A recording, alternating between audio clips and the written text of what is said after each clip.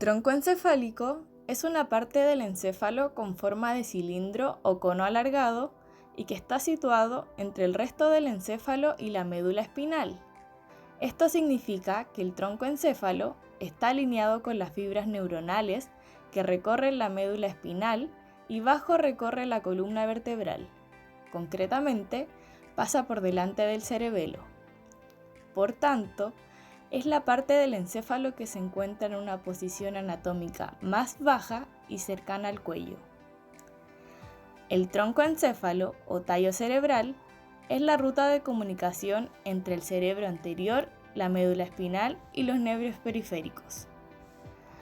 Es un lugar de paso para las vías largas que unen el cerebro con los centros subyacentes, la médula espinal con los centros de equilibrio y el cerebro con el cerebelo. Está constituido de craneal a caudal por el mesencéfalo, la protuberancia y el bulbo raquídeo. Principales características fisiológicas. En el tronco cerebral se ubican neuronas cuyos axones van a inervar las motoneuronas y las interneuronas ubicadas en la médula espinal. Estos axones se organizan en dos sistemas: vías mediales, los cuales inervan las neuronas motoras ubicadas en la parte ventromedial de la sustancia gris de la médula espinal. Estas neuronas controlan los músculos axiales y proximales. Funcionalmente se relacionan con el control de la postura. Y las vías laterales, donde los haces de fibras inervan las motoneuronas que se ubican en la parte dorsolateral de la sustancia gris de la médula espinal. Esas neuronas inervan los músculos distales de las extremidades. Funcionalmente se relacionan con movimientos voluntarios de los brazos y de las manos. Aparte de las tres regiones principales que constituyen el tronco encefálico, las cuales son el mesencéfalo, el puente y el bulbo, estas pueden subdividirse en función de sus núcleos. Los núcleos propios del bulbo son los núcleos grácil y cuneiforme, los cuales reciben la sensibilidad propioceptiva consciente, la sensibilidad vibratoria y el tacto epicrítico. El núcleo cuneiforme accesorio, la cual recibe la sensibilidad propioceptiva del miembro superior, y el complejo olivar inferior, que se relaciona con el control de funciones motoras extrapiramidales, es decir, con los movimientos automáticos y control del tono muscular. Los núcleos propios del puente encontramos el núcleo del cuerpo trapezoide, los cuales participan en reflejos auditivos, y los núcleos del puente, que forman parte de las vías que coordinan los movimientos.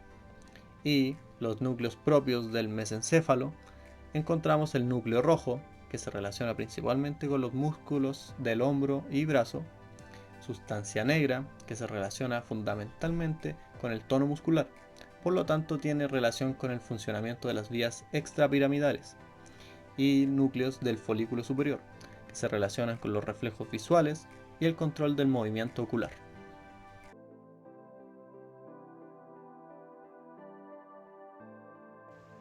El tronco encefálico se ocupa de todas las funciones necesarias para que el cuerpo esté vivo, como la respiración, la digestión de alimentos y la circulación sanguínea.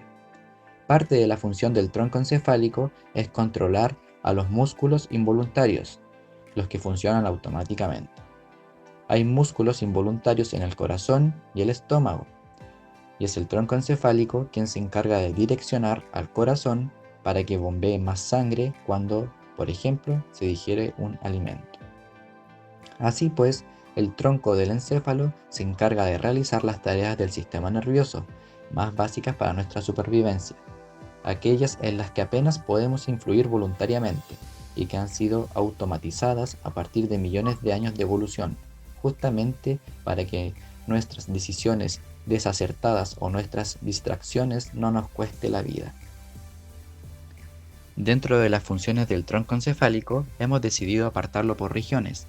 En la región del mesencéfalo se encuentran funciones como el movimiento del ojo, el reflejo de la luz en la pupila, la orientación y el estado de conciencia.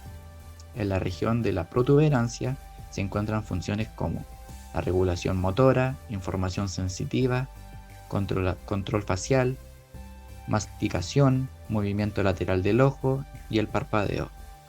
Y en la región del bulbo encontramos funciones como el control del ojo, el movimiento de la cabeza, la capacidad de tragar, el latido del corazón, la respiración y actividad de las vísceras.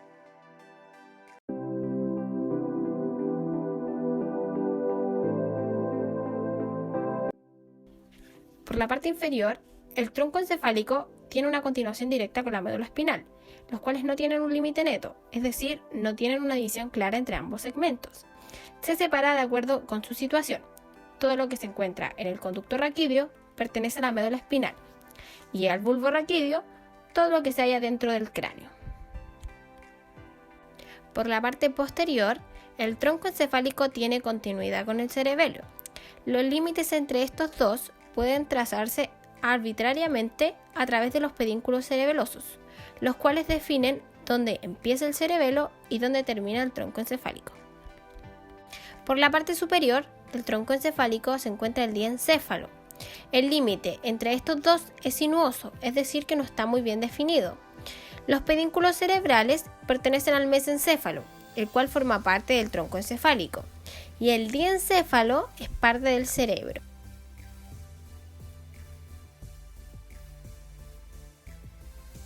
El glioma del tronco encefálico infantil es un tipo de tumor del sistema nervioso central. Este tipo de cáncer se origina cuando las células sanas de esta área cambian y proliferan sin control y forman una masa llamada tumor. Un tumor puede ser canceroso o benigno. Un tumor canceroso es maligno, lo que significa que puede crecer y diseminarse a otras partes del cuerpo. Un tumor benigno significa que el tumor puede crecer pero no se diseminará. Un glioma es un tumor que crece a partir de neurogliocitos, una célula glial. Esta célula de apoyo en el cerebro. Este tipo de tumor normalmente es muy agresivo, ya que crece y se disemina rápidamente. Un pequeño porcentaje de los tumores del tronco encefálico están muy localizados y se les denomina tumores focales. Y es menos probable que un tumor focal crezca y se disemine rápidamente. Los gliomas son tumores que se forman en células neurogliales, las cuales sostienen las células nerviosas en su lugar y llevan alimento y oxígeno, y las protegen de enfermedades como las infecciones. El glioma del tronco encefálico afecta a las células gliales del tronco encefálico, la cual controla las funciones vitales como la respiración, la frecuencia cardíaca, la presión arterial y los nervios y músculos que se usan para ver, oír, caminar, hablar y comer.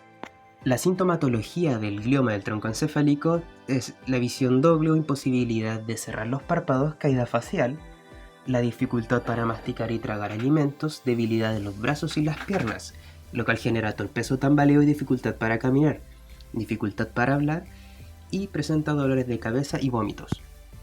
Las partes afectadas por el glioma del tronco encefálico son la protuberancia, colículo del mesencéfalo, bulbo raquídeo y la médula espinal, donde el colículo inferior constituye una masa homogénea ovoide de sustancia gris que protruye en la superficie posterior del mesencéfalo. Es un importante sitio de procesamiento de las vías auditivas. El colículo superior conforma un elaborado centro de reflejo de estructura laminar con una organización retinotópica que se corresponde con la corteza visual.